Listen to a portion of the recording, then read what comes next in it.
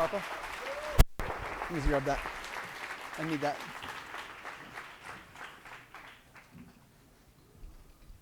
All right, welcome. What's it? It's on. Yep. Welcome, guys. So glad you're here. How many guys, this is your first time out to a life leadership event? A whole bunch of you. Congratulations. Fantastic. Well, this is a unique event. This is put together kind of impromptu a few days ago, and so excited you guys made it out. But normally, once per month, we have speakers fly in to do.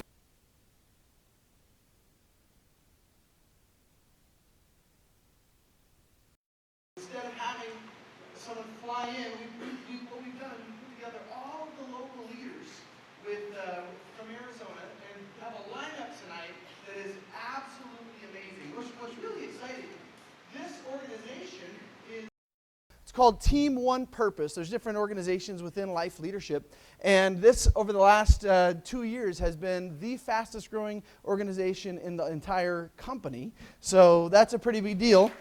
So you're going to be hearing from the best of the best. And I want to do a quick overview because I know there's quite a few brand new people in here, and I want to help you understand a little bit and further understand about what we do. Hopefully you had a chance to take a look at some details. Tonight's kind of taking for granted that you've already seen the basics of what life leadership is. And tonight we're going to talk more about what to do, how to do it, why you should do it, and how it's worked for other people. But I want to just recap some of the what life leadership's all about in case you're brand new and fresh. And you know, what's so exciting is that there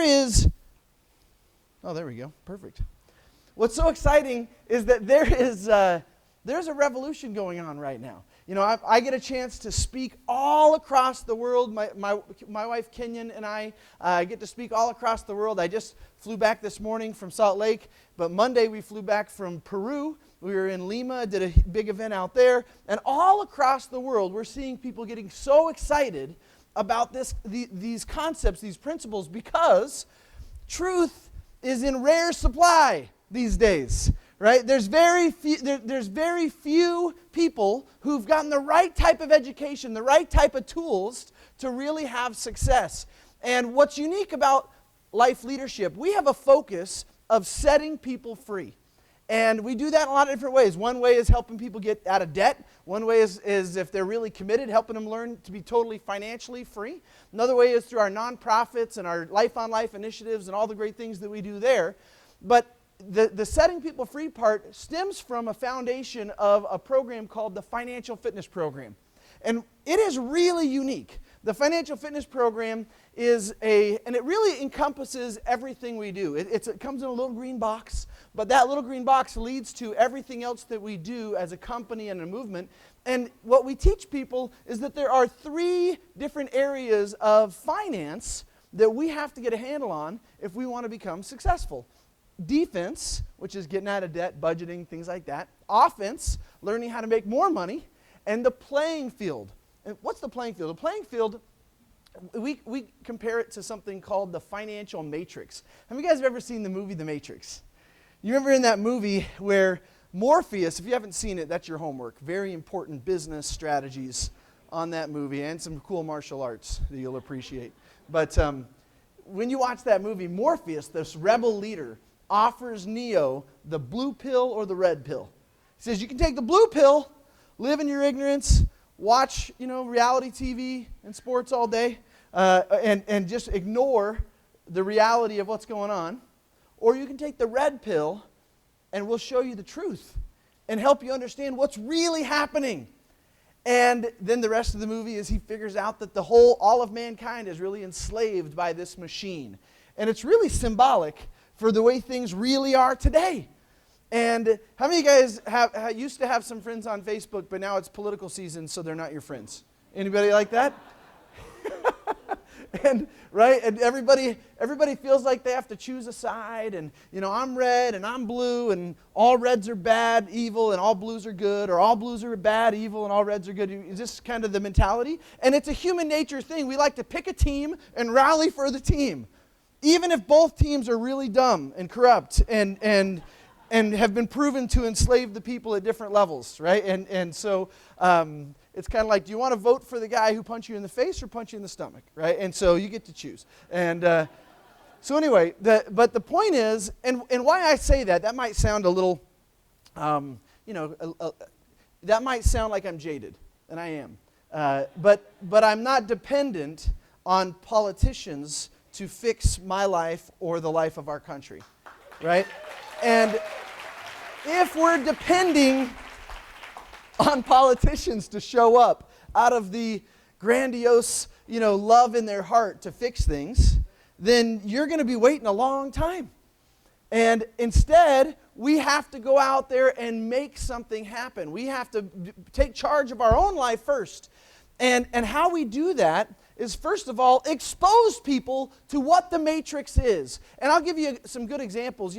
It's interesting, over the last two presidents that we've had, both of them did massive bailouts to protect the banks. Right? Both of them they have different policies in different areas, but they always protect the money system. And when you look at the history of money, it's amazing, because what money really is, it stems from, back in the old days, we didn't have money and they just traded. Everyone bartered with stuff, right? And so if I grew blueberries and you grew wheat, and I went to trade my blueberries for some wheat, and you got blueberries, I got wheat, we're all good. But what if you come to trade wheat to me, and I'm glucose intolerant, and so I don't want your wheat, go home, wheat boy. And so now, what are you going to do? How are you going to get the blueberries? Well, now I say, I want milk, so you got to go take the wheat to the dairy guy, trade for some milk, and then bring me the milk, and it just takes a long time.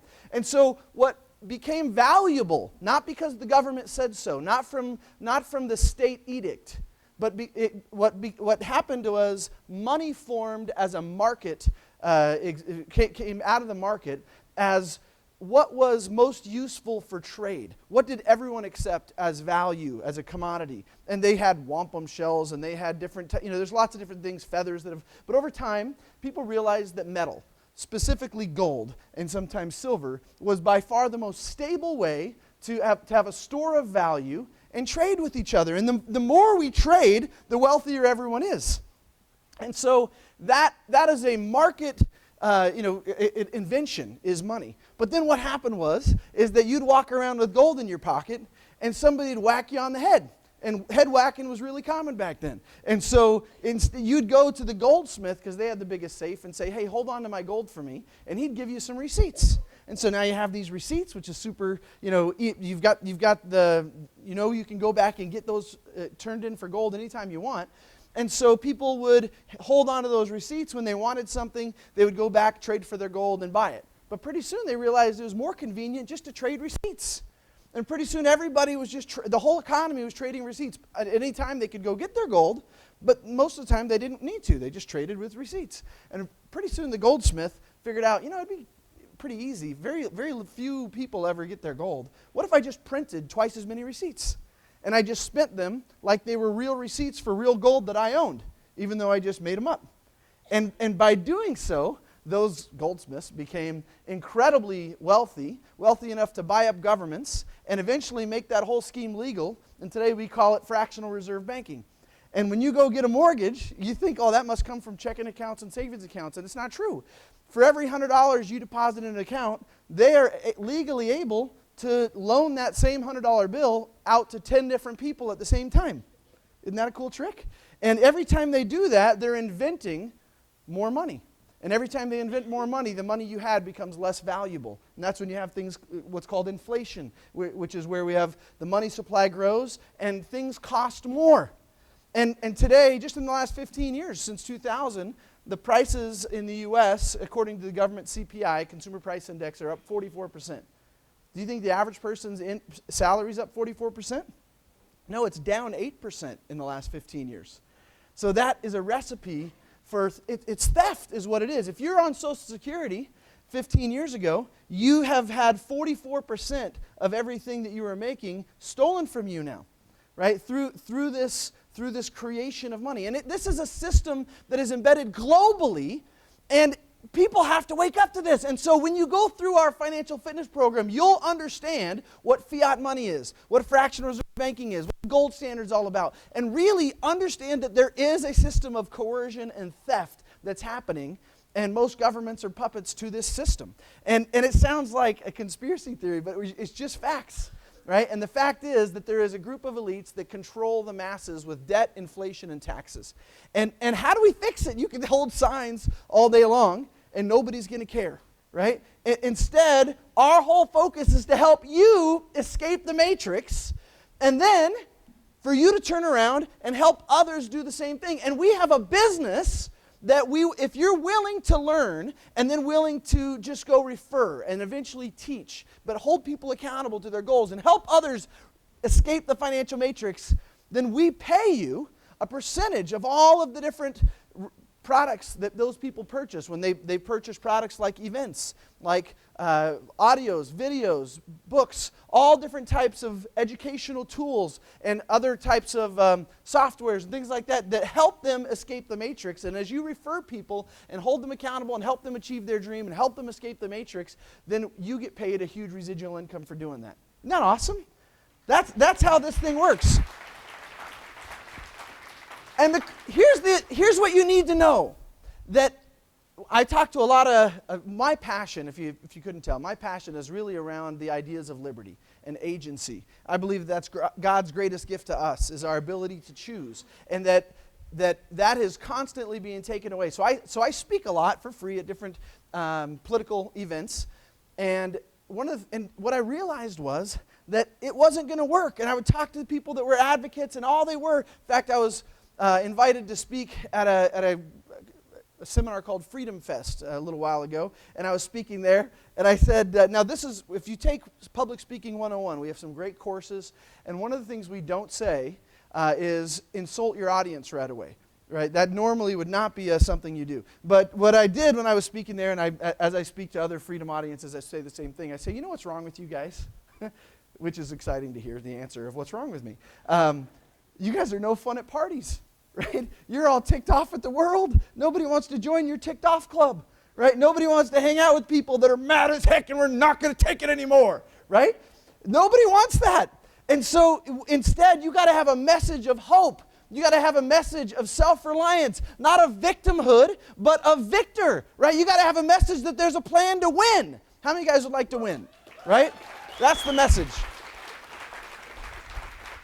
And so, but the only way you win is by monetizing the message, because people won't do it for free, and they're too time-starved and money-broke to think about studying and community service or standing up for their liberty, and that's all planned. That you get free stuff and lots of entertainment so you can become a docile people while you're sheared like sheep. And the focus with life leadership is to pay people lots of money to become good at speaking this into existence and sharing with people how they can escape the matrix. And so we do that in two ways. Play defense, get out of debt, budgeting. We got great tools around that. And play offense. And the offense side is two parts. We have the greatest leadership, personal development, financial education on the planet. And I'm telling you, if you want to have more in your life, if you want to have more success, if you want to have more money, if you want to, whatever you want to have more of, you have to be more to have more, right? I love one of my mentors, Chris Brady, says, you can't take your old crappy self into a bright new future, you'll only darken it. And that's true. If we have this bright future, we have to become the person that belongs in that bright future. Does that make sense? And so what we offer is the greatest leadership, financials, public speaking, sales, conflict resolution, all the different skill sets that you need to win. And those are all offered through our subscriptions like Total Access and our events, all of that. And then the other side is teaching people how to create passive income. And that's what the business side, we teach other ways to do it outside of our business, so that you can build a business system from scratch and learn how to make it systemized like a franchise so you don't have to be there eventually, or buy a business that's already that way. Both of those are very expensive or very time consuming, but we teach you how to do it. Or there's this other option, which is join Life Leadership, where we already have a system in place, where you own, the vehicle is already there. There's already a Ferrari in place. You have to bring your dream as the gas and be willing to push the pedal. That's it, right? And that's what you're here tonight, is to hear about the strategies that have really worked and the dreams, the stories. In fact, tonight we're going to teach some technical details, some strategies, but tonight's more about belief.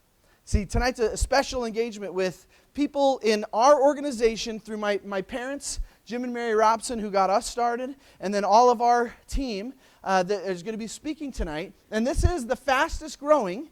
We've got other top leaders within our organization around the country that aren't here tonight, but our organization, Team One Purpose, that you're a part of or that you're checking out, is the fastest growing in the entire organization. And so it's a big deal. So we're so excited for you to hear from some of the top leaders that have made that happen. And the assignment for them tonight was more to talk about, to share the dream, to share belief with you of why it's possible for you. I was talking to a guy yesterday in Salt Lake, and he's a great guy, and he says, I just have tried stuff. He's 66 years old. He said, I've tried so many things, and I just feel like you got to be a certain type of person to be able to make something like that happen. And it wasn't like just a life leadership. He had tried real estate. He had tried a lot of different things. And he says, I just don't feel like I'm a successful type person, as if you're born a certain way and you're limited. And I respectfully said, I'm not buying any of your bull crap. Because I can share example and story of people that I've personally had the chance to witness their story and see them, all different personalities from all different stripes, that are winning big time and living their dreams. And that's what tonight's about, is to expose you to some different stories to help you see what's possible for you. So the first person that I'm going to introduce is Shane and Janelle Krauser. And Shane and Janelle, yeah, absolutely. Shane and Janelle, I was introduced to these guys through Easton Kelsey, and I had been a big fan of Shane's for a couple years before he actually decided to join Life Leadership. Shane has spoken all across the United States on Constitution and liberty and freedom. He's written 2 amazing books, and prior to that, he is a successful prosecutor and decided to leave the law to be able to really protect what he believes is his purpose, which is liberty. And Janelle is an amazing speaker and just has so much heart. She's really the mother of her organization. She's done such a great job of just lifting people up and edifying them. So we're so excited to hear from them tonight. Help me welcome Shane and Janelle Krauser!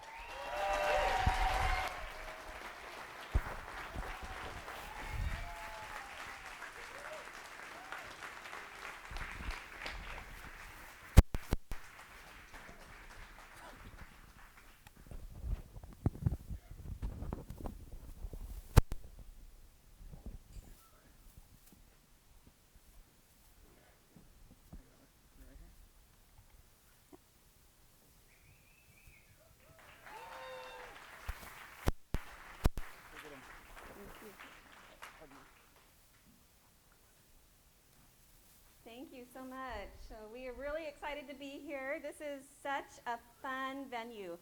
I grew up coming here. My uncle worked here while I was growing up. He still works here. If you've been here before and you've seen the blacksmith shop in back, that's my uncle. He's super funny and he tells great stories. So if you ever come back and you see him, go say hi to Uncle Brian. And we're just so happy to be here. And get him involved in life leadership.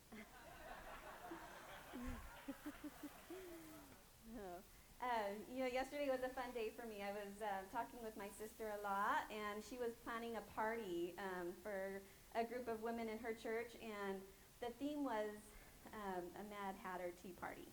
And so we had lots of fun talking about our favorite quotes and moments in Alice of Wonderland, and her daughter kept going around the house saying, "Off with their heads." And anyway, so one of my favorite quotes and lines from the movie was when Alice asked the cat, "Can you tell me which direction I ought to go from here?" And the cat responds back, "Well, that depends where you want to go." And she says, "Well, I don't really care much where." And the cat responds, "Well, then it doesn't matter which direction you go." And so, it just made me think a lot about our journey and getting involved with life leadership.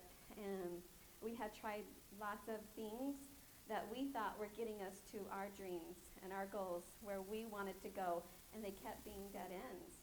We knew where we wanted to be. We knew what we wanted to do, and we just couldn't quite find the right path. And what a blessing it is to us that Rebecca, Niece, and Kelsey came to us and stuck with us until we finally said yes. And we're on a path where we feel like we want to be, and it's getting us to where we want to go. And we're so thankful for that opportunity. And I also thought, as I was thinking about this, is, just because we're on the right path doesn't mean that it's always easy. If you get on a boat and you're traveling across the ocean to a specific location and you're going the right way, it doesn't mean that there's not going to be storms and winds. But you can adjust the sails. Some of you may have heard Rob talk about some of his early experiences and driving his old car to Utah that needed new wheels. And of course, the journey there, he one of the wheels blew out, and he made the journey there and back on the spare tire. And so it's not always going to be easy. You stick with it, and it's totally worth it. And in the process, not only is your life blessed and enhanced, but you get to bless so many other lives in the process. And that's one of my favorite parts. Sometimes when people know somebody famous, they say, or if they've even just met somebody famous, they've shook their hand, or they were in the same room, and their name comes up, and people go, yeah, I know them. That's how I feel when my husband's here up on stage. He's so amazing, and he has such a talent for teaching and leading and guiding people towards freedom. And when he's up on stage, I sit back and I says, yeah, I know him and I love him. And he's so amazing. I want to bring Shane up here now.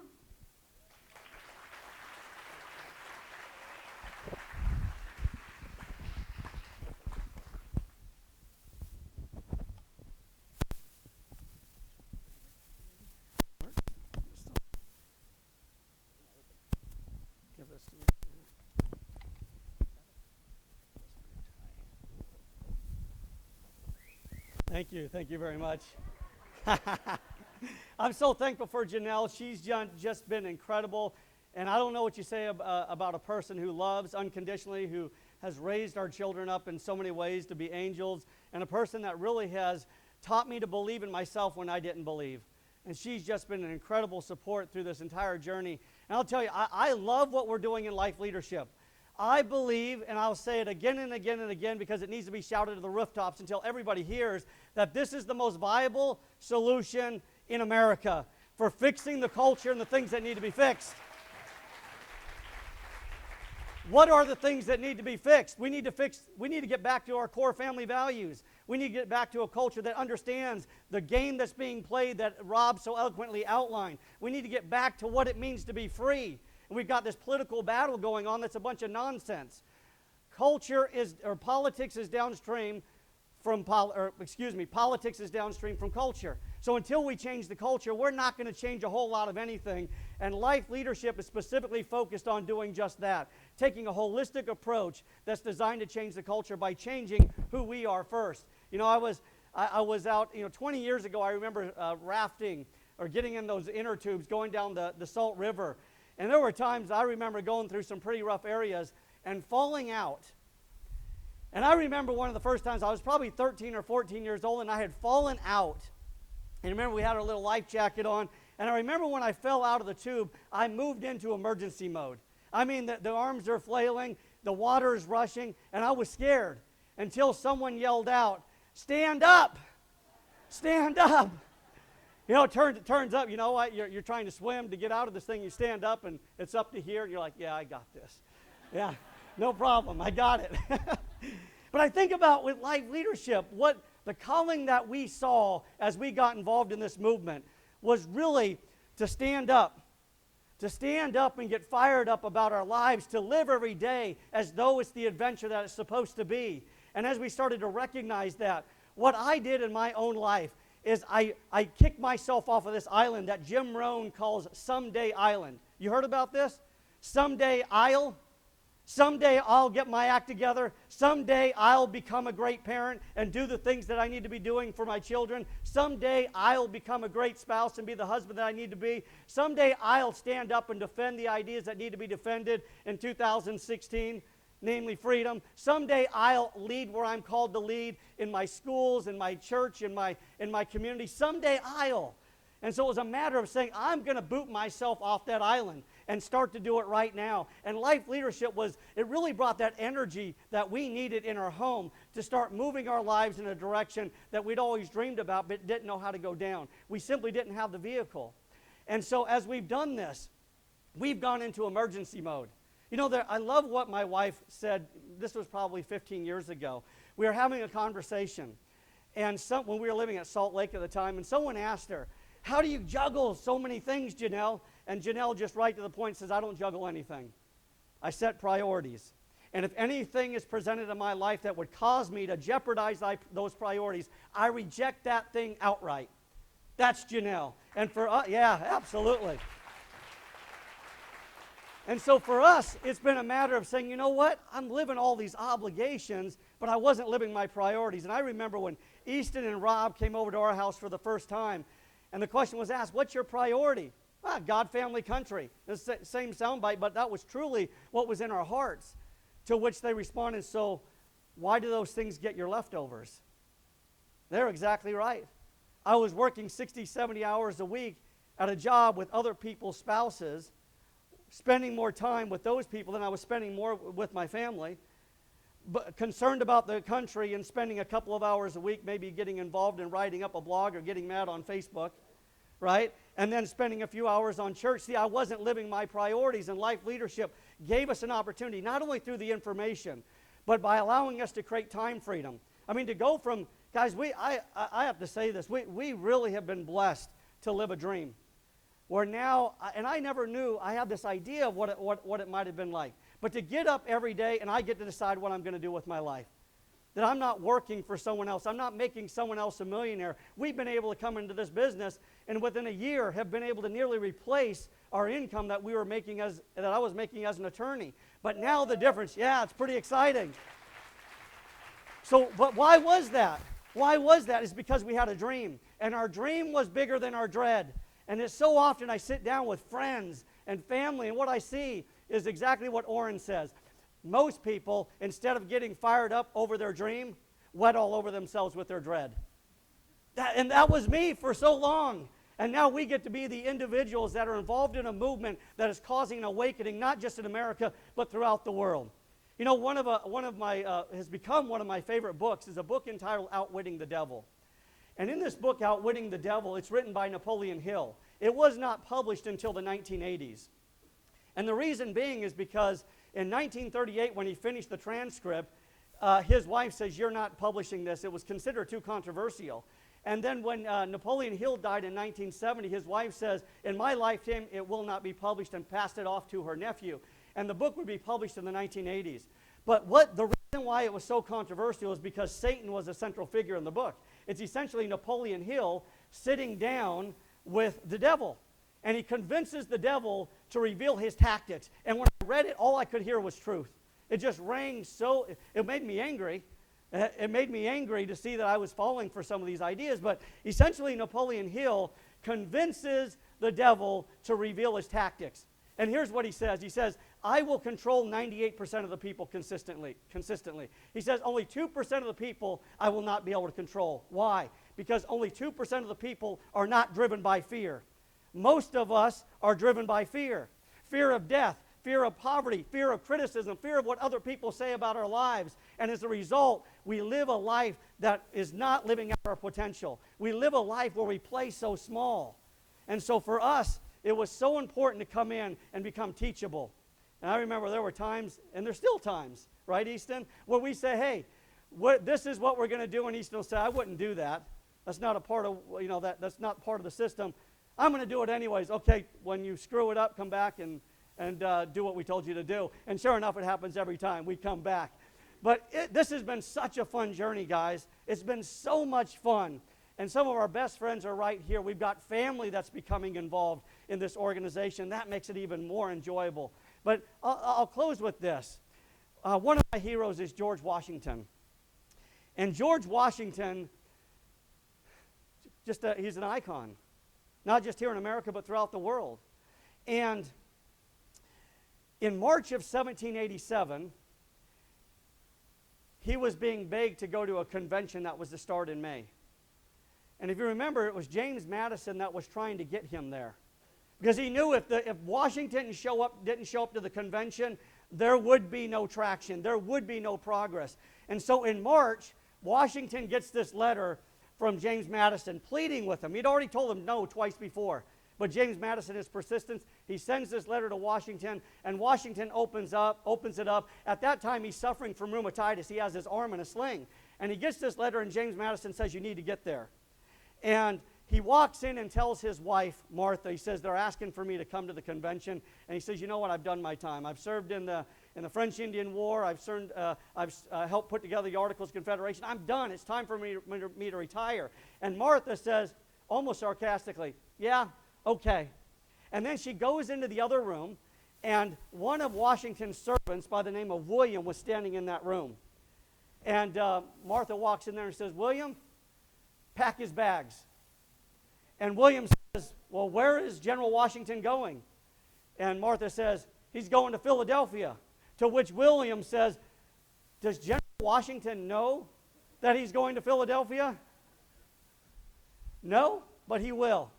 And then William, as Martha turns around to go out of the room, William stops her and says, Mrs. Washington, I think everybody but General Washington knows that he's going to Philadelphia. I packed his bags 2 weeks ago. He's ready to go. He's ready to go. Here's the point. The point is this. There's a huge opportunity coming up right here in Life Leadership in Kansas City in just a couple of weeks. And we have events almost on a weekly basis, certainly on a monthly basis, where we do different things as we come together as a team. Ladies and gentlemen, when I went to our first convention just over a year ago in Moline, much like General Washington, I didn't understand that what I was about to experience would be an earth-shattering moment in my life. It would literally change my life. General Washington went to this convention and would recognize after the fact that this was the pinnacle of his career. He would put something in motion that would be a model for many, many nations to look to. Folks, if you're just thinking about this, or if you're new here for the first time, and it's kind of like being fed water through a fire hose, I will tell you that this event in 2 weeks in Kansas City will change your life. It will absolutely change your life. It will, for those men out there wanting to become better fathers, wanting to become better husbands, wanting to be more faithful in what it is that you're called to do, wanting to become a more effective leader, wanting to stand and defend ideas that are critical right now, not tomorrow, not someday, critical to defend right now. A huge opportunity that will change your life, and we're so excited, guys. Thanks so much for having us.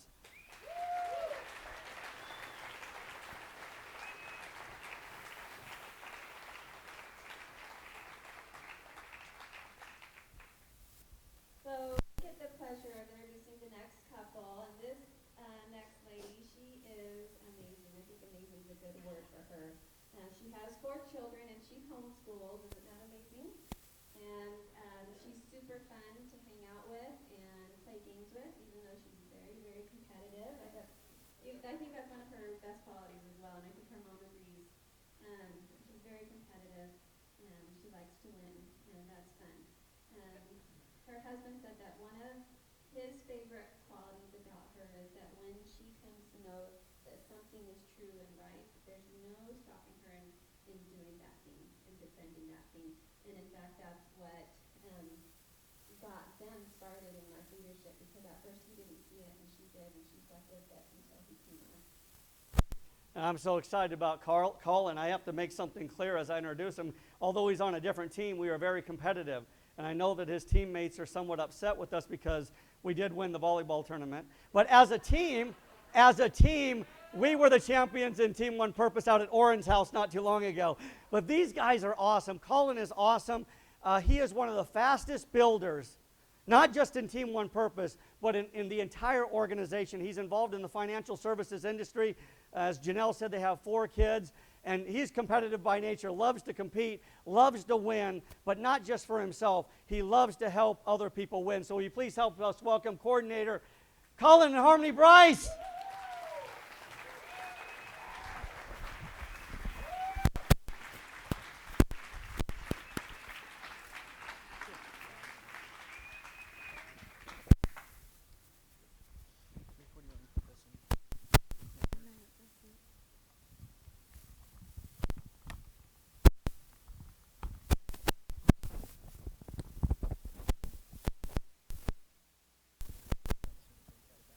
Oh, good.